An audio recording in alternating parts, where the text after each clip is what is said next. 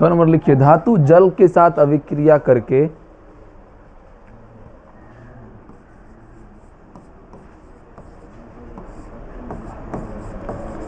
धातु जल के साथ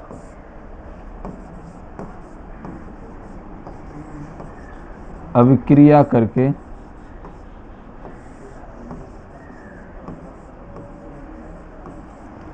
धातु जल के साथ अभिक्रिया करके धातु का ऑक्साइड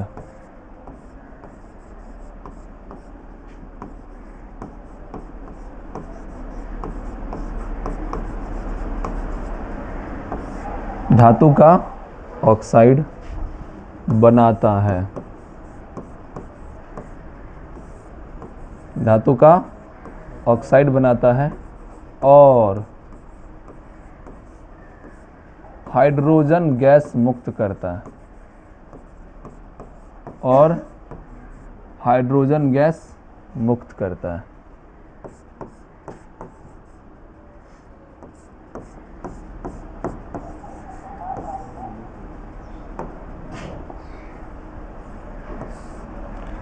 अब देखिए, मान के चलिए सोडियम क्या है? धातु है। सबको पता है सोडियम क्या है? कैसे जाने, देखें कभी इसको तो कैसे बता दी धातु है? बताओ क्या क्या बोल रहे? तो सब तो धातु ही होता है। कैसे जाना ये धातु है? पता नहीं। हाँ, क्योंकि इसका जब हम लोग क्या निकालते हैं, इलेक्ट्रॉनिक विन्यास निकालते हैं, तब इसका संयोजी इलेक्ट्रॉन जो बाह्यतम कक्षा में इलेक्ट्रॉन है उसमें कितना इलेक्ट्रॉन आता है? एक आता है सोडियम का। जैसे सोडियम का टोटल परमाणु संख्या कितना? 11। तो पहला कक्षा में कितना इलेक्ट्रॉन देते हैं?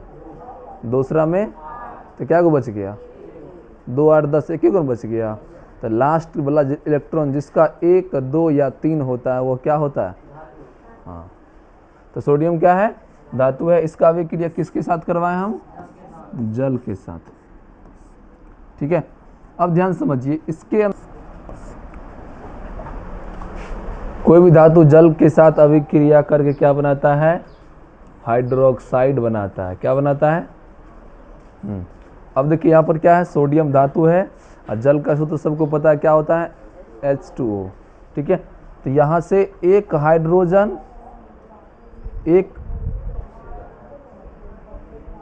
एक ऑक्सीजन और एक हाइड्रोजन क्या होता है? किसके पास चल जाता है?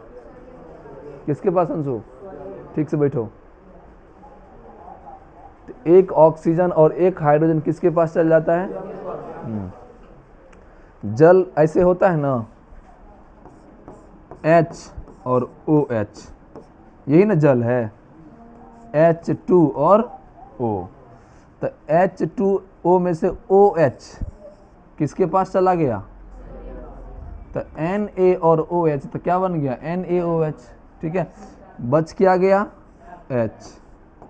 अब यहाँ हम H2 लिखे हैं, तो यहाँ आप बैलेंस कर सकते हैं इसको। ठीक है, यहाँ भी तब 2 लगा दीजिए और फिर यहाँ भी 2 लगा दीजिए। अब देखिए, सारा अणु परमाणु की संख्या समान हो गया, हमारा समीकरण संतुलित हो गया। कहाँ? चलो देखो, इधर टोटल कितना हाइड्रोजन? 4। इधर कितना? 2 यहाँ 2 यहाँ, 4 नहीं हो गया?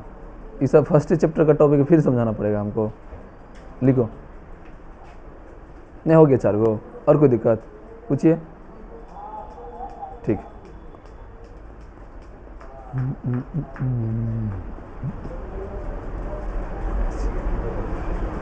हो गया तक?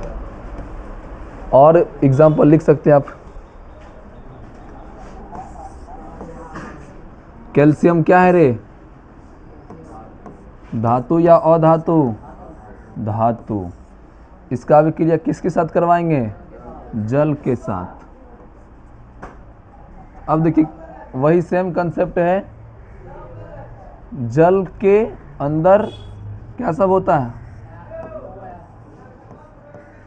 O और OH होता है।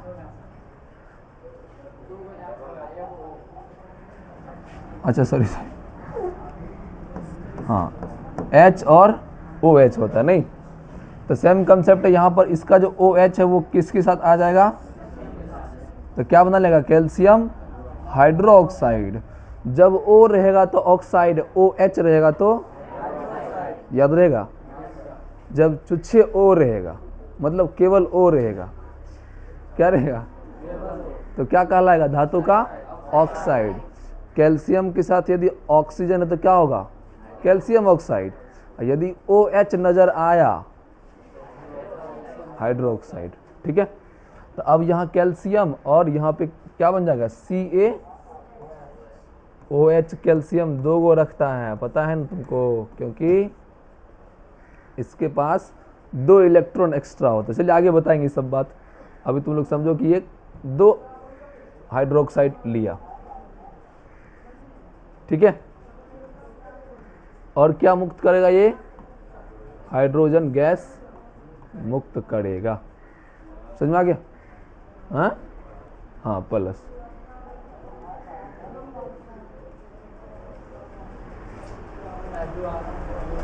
हाँ, बैलेंस करो। हाँ बैलेंस तुम लोग खुद से करो, क्या है बैलेंस करो।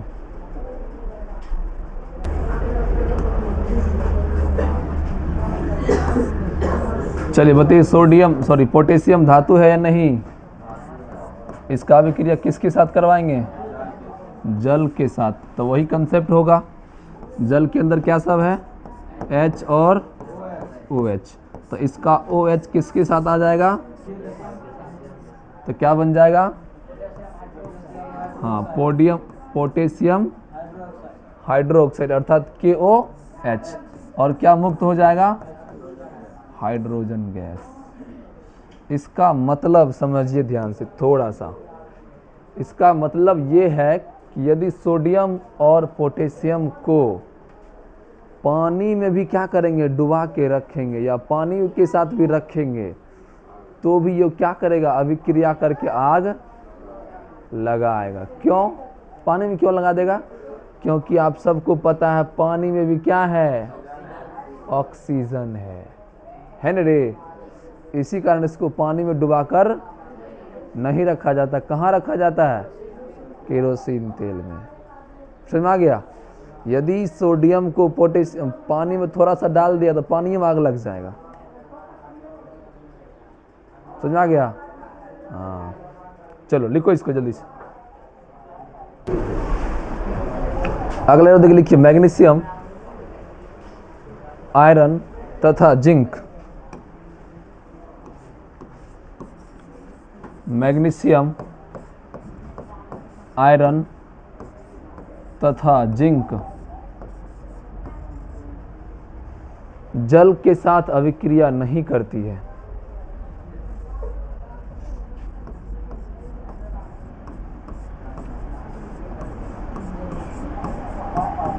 जल के साथ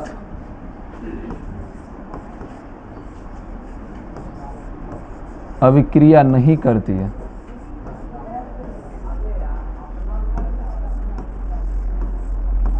जल के साथ अभिक्रिया नहीं करती है, परंतु जल वाष्प के साथ अभिक्रिया करके,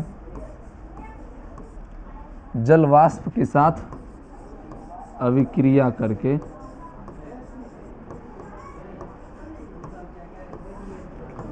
ऑक्साइड बनाता है।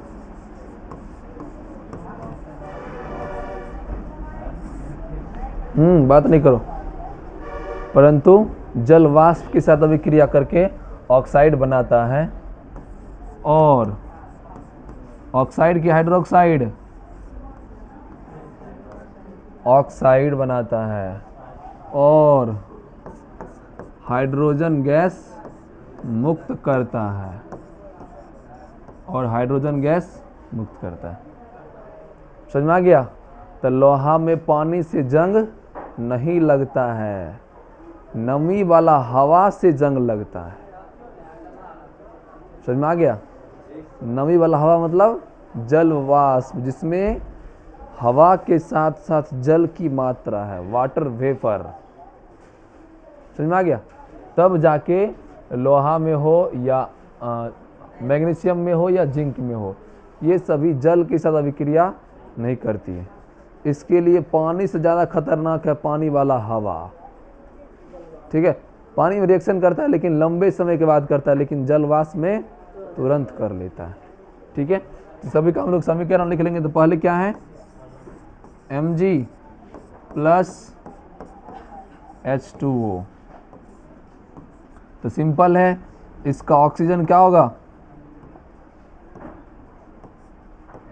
जल का ऑक्सीजन किसके साथ आ जाएगा, और हाइड्रोजन को तलाक दे देगा ना, तो बना देगा क्या, MgO प्लस H2O, ऊपर उठ जाओ। नहीं, ये हो गया आपको मैग्नीशियम। और क्या है, जिंक है, जिंक प्लस H2O।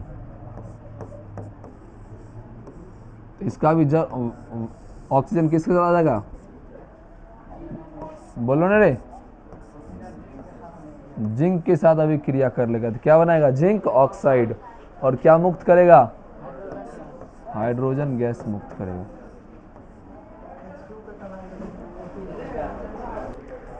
हाँ, तो ये आपका ये मेन पॉइंट हो गया। कौन कौन धातु बोलो तो एक बार,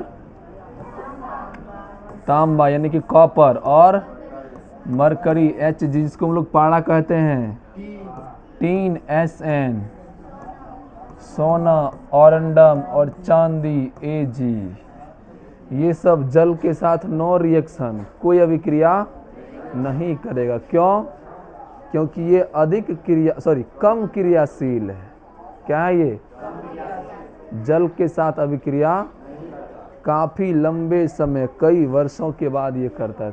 तब तक में वैज्ञानिक साइंटिस्ट का भी दाढ़ी बाल पक जाता है नहीं, और ये मान लेता है कि अभिक्रिया नहीं करेगा।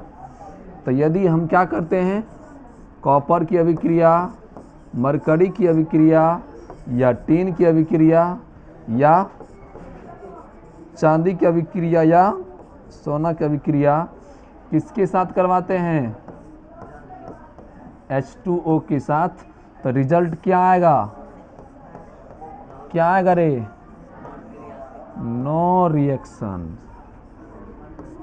क्या होगा, यदि इन सभी धातुओं के साथ किसका अभिक्रिया करवाते हैं, किसके साथ, तो रिजल्ट क्या आएगा, नो रिएक्शन। लिखिए इसको,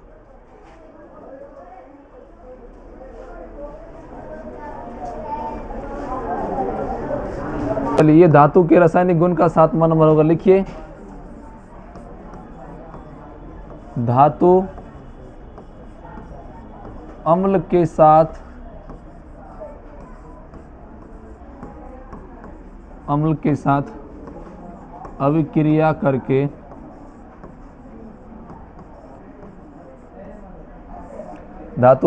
अभिक्रिया करके हाइड्रोजन गैस मुक्त करता है।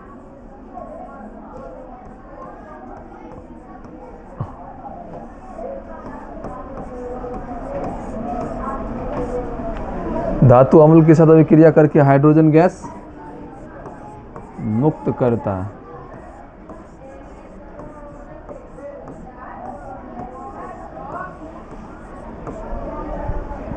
तो सबसे पहले एग्जांपल किसका लेंगे हम, सोडियम का, क्योंकि सबसे अधिक अभिक्रियाशील कौन है, सोडियम।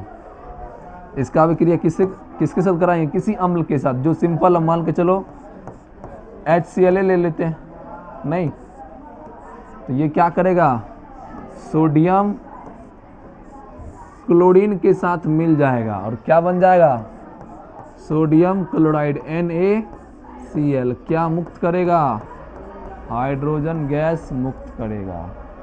तो कोई भी धातु अम्ल के साथ अभिक्रिया करके क्या मुक्त करता है, हाइड्रोजन गैस मुक्त करता है।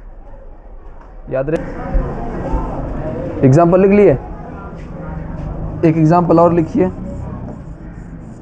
मैग्नीशियम प्लस हाइड्रोक्लोरिक अम्ल।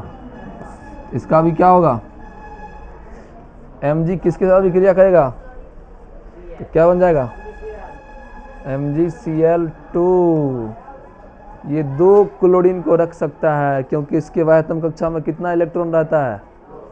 2। मैग्नीशियम कितना होता है? 12 होता है ना रे। तो 12 में पहला कितना, दूसरा में, लास्ट में इलेक्ट्रॉन दान नहीं करेगा। ये किसको दान करेगा? क्लोरीन को। तो एक क्लोरीन को क्या आवश्यकता है? 1। कितना होता है क्लोरीन का? 17 होता है। 2 8 7। तो इसको कितना और मिलेगा कि 8 पूरा कर लेगा? 1 मिलेगा, यानी कि 1 क्लोरीन पर कितना माइनस? 1 माइनस। तो यहाँ 2 क्लोरीन पर कितना माइनस? इसका मतलब मैग्नीशियम क्या इलेक्ट्रॉन दिया है? 2 दिया। ठीक है, ये सब हम पढ़ेंगे आगे इसी चैप्टर में। प्लस क्या चीज़? Hydrogen gas. ठीक है, ये आपका हाइड्रोजन गैस मुक्त हो गया। तो बता, सोडियम और मैग्नीशियम में अधिक अभिक्रियाशील कौन है? सोडियम है। तो तेजी से अभिक्रिया कौन करेगा? और धीरे से मैग्नीशियम करेगा। नहीं तो हम लोग नीचे में लिख लीजिए,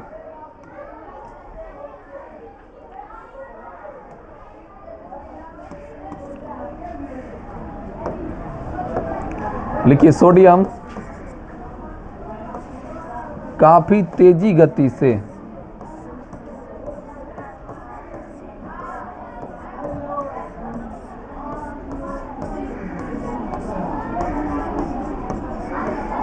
अम्ल से अभिक्रिया करता है।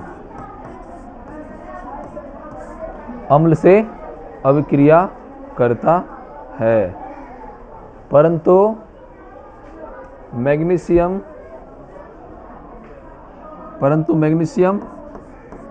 सोडियम की तुलना में ये भी करता है तेजी से, लेकिन सोडियम से कम करता है। परंतु मैग्नीशियम सोडियम की तुलना में धीरे गति से करता है। धीरे गति से करता। क्यों करता है धीरे गति से? क्योंकि, उसी में लिखिएगा,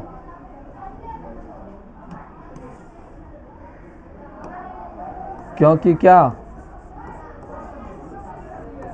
क्योंकि सोडियम मैग्नीशियम से अधिक क्रियाशील है।